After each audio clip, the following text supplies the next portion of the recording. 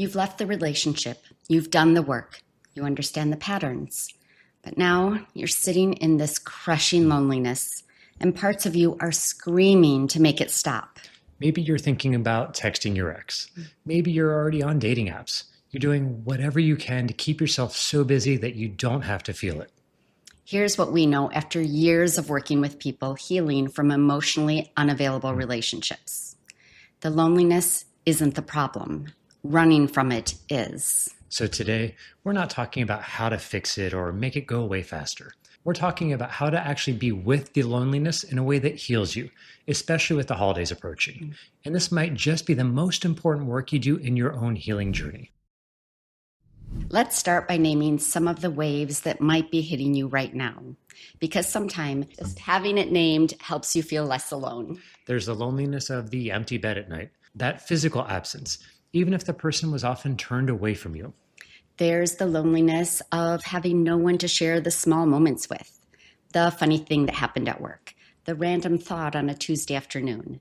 You're used to reaching out for your phone, and now, who do you tell? There's the loneliness of the holidays coming, Thanksgiving, Christmas, New Year's, the pressure of explaining to family, the empty seat at gatherings, the couples-focused celebrations. There's also the loneliness of not having anyone to share your day, your thoughts, or your feelings with. And then there's the deeper existential loneliness. Will anyone ever actually see me? I see you.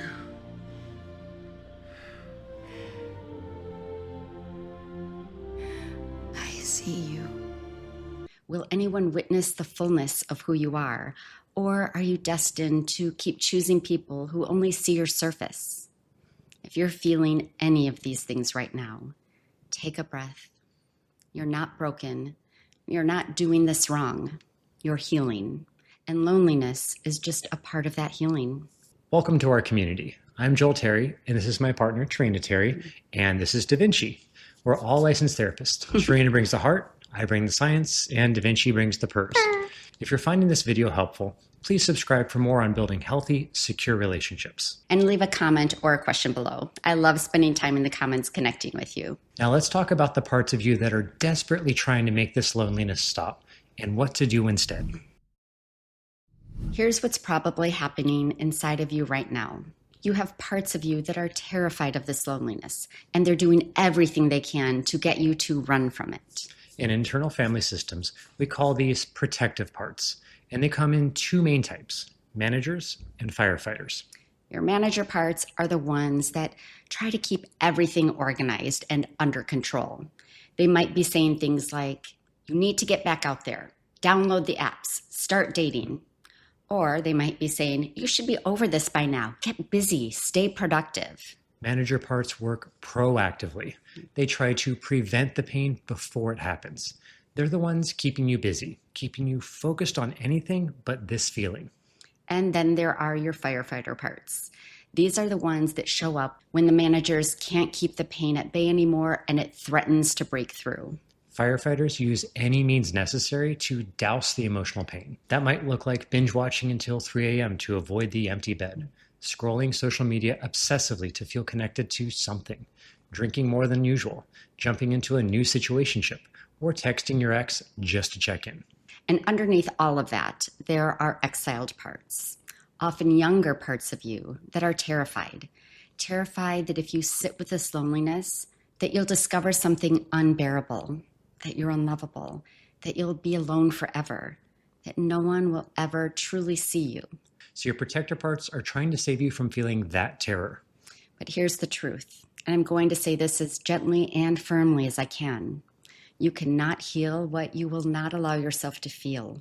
The loneliness isn't going to break you. The fear underneath it isn't going to destroy you. And the only way through it, the only way to truly heal, is to stop running and turn toward those parts with compassion. So let's do this together. Right now, notice. What part of you feels most activated by this loneliness? Is it a manager part, trying to get you to stay busy, fix it, or move on already? Is it a firefighter reaching for some distraction, or an exile? Maybe a young part feeling the rawness of, I'm all alone and nobody cares. Just notice. You don't have to change anything yet. Now try this. Ask that part if it would be willing to step back just a little bit. Not go away completely, just step back enough so you can be with it from yourself. In IFS, self is that calm, compassionate, grounded center of who you are. When you're in self, you can be curious about your parts instead of being overwhelmed by them. From that calmer place, ask the part, what are you afraid will happen if I sit with this loneliness?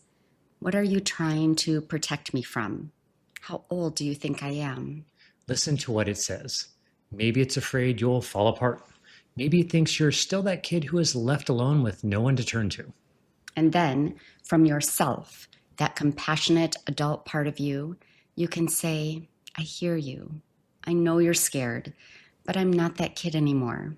I'm an adult now and I can handle hard feelings. You don't have to protect me from this loneliness by making me run. I've got us. We can sit with this together. This is self-leadership. This is how you stop letting your protective parts run the show and start showing up for yourself from a place of compassion and groundedness. I want to share something personal. I started grad school 3 weeks after my divorce. I was experiencing so many feelings, scared and lonely, yet excited and ready for this new chapter in my life. As I started seeing clients, I kept hearing the same stories.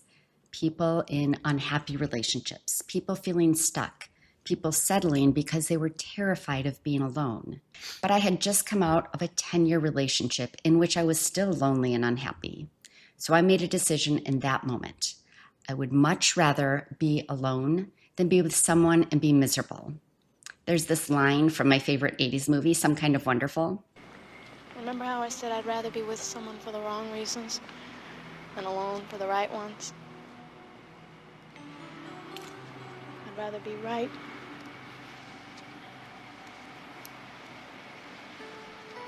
It's gonna feel good to stand on my own. And that became my mantra. So instead of running from the loneliness, I decided to learn how to be with myself. I started taking myself on dates, coffee shops, conferences, hikes. I got to know the parts of me that had been silenced. I built a life that I wanted to live, not one I was trying to mold around someone else's emotional unavailability. I worked on my own earned security. I created a vision for my life and my relationships, my must-haves and my deal breakers, in which I learned what I needed to feel safe, loved, and valued, and what I would no longer tolerate. That clarity changed everything. When Tareen and I met, she knew exactly what she needed. She wasn't trying to make me fit. She was assessing whether we were actually compatible. And I was ready. Because I had learned to be whole on my own, I could be with someone without needing them to complete me. And that's exactly what this time of loneliness is for. It's a time to allow yourself to sit empty while allowing the space to fill. It's not about filling the void as fast as possible. It's the space where you get to meet yourself fully, sometimes for the first time. If you want to get really clear on what you need in a relationship and what your non-negotiables are, we have a must-haves and deal breakers guide. It's the exact tool Tarina used on her healing journey. We'll link that in the description. So let's talk about what you can actually do when those waves of loneliness hit. First, name it and feel it. When the waves come, don't run. Say out loud, I'm feeling lonely right now. This is loneliness. Let yourself feel it in your body. Where does it live? Your chest? Your throat? Breathe into that place. Second, talk to the part that's afraid. Use what we just walked through. Ask, what part of me is feeling this? When you meet that part, ask it, what are you afraid of? And then listen with compassion. Reassure that part that you're here, you're safe, and you can handle this. Now, I know we're giving you a lot of tools here, and you might not be in a place to pause this video and write everything down. We've got you covered. Today is the first day of our new membership program, and so we've created a downloadable guide specifically for this video. It includes all of the tools we're covering written out, plus journaling prompts, IFS exercises to work through with your parts, and a loneliness ritual toolkit you can use throughout your healing journey. Our goal with membership is to give you something practical with every video, worksheets, exercises, deeper dives, so you can actually do this work, not just hear about it. If you want that support, click the join button below. But whether you're a member or not, let's pick up with practical tool number 3, because these are going to help you. Take yourself on dates, literally. Get dressed, go somewhere you enjoy, treat yourself the way you wish a partner would. This is about learning to genuinely enjoy your own company. 4th, create rituals for the hard times. Is bedtime brutal? Make a ritual. Herbal tea, candles or incense, journaling, a specific playlist. Weekends feel empty? Plan something every Saturday morning that's just for you. Structure helps your nervous system feel calm. 5th, connect, but not codependently. Reach out to friends, family, your therapist. But notice if you're using connection to avoid the loneliness versus sharing it with safe people. There's a difference between I'm feeling lonely and I need to talk about it, and I need you to make this feeling go away. 6, journal the deeper questions. Who am I when I'm not trying to earn someone else's love? What do I actually want? What parts of me got silenced in this relationship? And 7th, protect your healing. Notice if you're tempted to text your ex, download apps, jump into something new. Ask, is this coming from myself or from a protective part trying to make the loneliness stop? And then wait until you can answer from a grounded place. Let's talk about why this particular loneliness feels so physically painful, because it's not just in your head. When you're in a relationship with someone emotionally unavailable, your nervous system is constantly activated. You're in chronic stress, always scanning for signs of connection, always bracing for disconnection. It's exhausting, but it's also stimulating. Your body floods with cortisol and adrenaline, and over time, you become physiologically addicted to that state. When the relationship ends, you're not just losing the person, you're also losing that activation. Your nervous system, revved up for months or years, suddenly has nothing to do. That withdrawal feels like grief, like panic, like emptiness, because neurologically, it is withdrawal.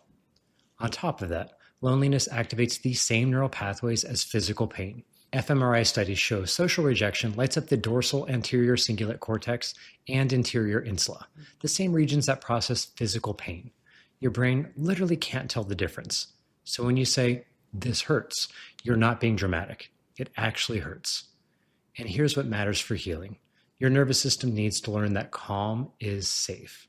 Right now, calm feels like loneliness because you've been conditioned to associate connection with chaos. But as you sit with this loneliness without running, you're teaching your body a new truth. That peace is not abandonment. That stillness isn't emptiness. This is hard rewiring work, but it's the work that will eventually allow you to be in a relationship where connection feels calm instead of activating. So let's get to the heart of it. The loneliness you're feeling right now is not a sign you made a mistake by leaving. It's not a sign you're going to be alone forever. The loneliness is the space where healing happens. When you stop running from it, when you learn to sit with it, when you use this time to actually get to know yourself and fall in love with your own company, that's when you become the kind of person who can truly attract and sustain a truly secure relationship, because you won't be looking for someone outside of yourself to save you from loneliness. You'll be looking for someone to share your already full life with, and that changes everything. I know this feels unbearable right now. I've been there. The empty bed, the holidays approaching, the wondering if anyone will ever truly see you. But I want you to know, you're doing this exactly right. Stay with it. Don't run. You're going to come out the other side of this stronger, clearer, and more whole than you've ever been. The loneliness is temporary, but the relationship you're building with yourself is forever. What's one thing you're doing to sit with the loneliness instead of running from it? Share in the comments. Your story might be exactly what someone else needs to hear today. Up next, we're breaking down something many of you have been asking about. Is your partner dismissive avoidant, or is this actually narcissism? because the difference determines whether this is workable with effort or whether you need to protect yourself and leave. In the meantime, check out this video next. And don't forget to check your inbox on Wednesdays for our weekly relationship email. We share practical tips to keep you growing between videos. The link for this is in the description. Subscribe and take care of your heart. And remember, you're not alone. We're all in this together.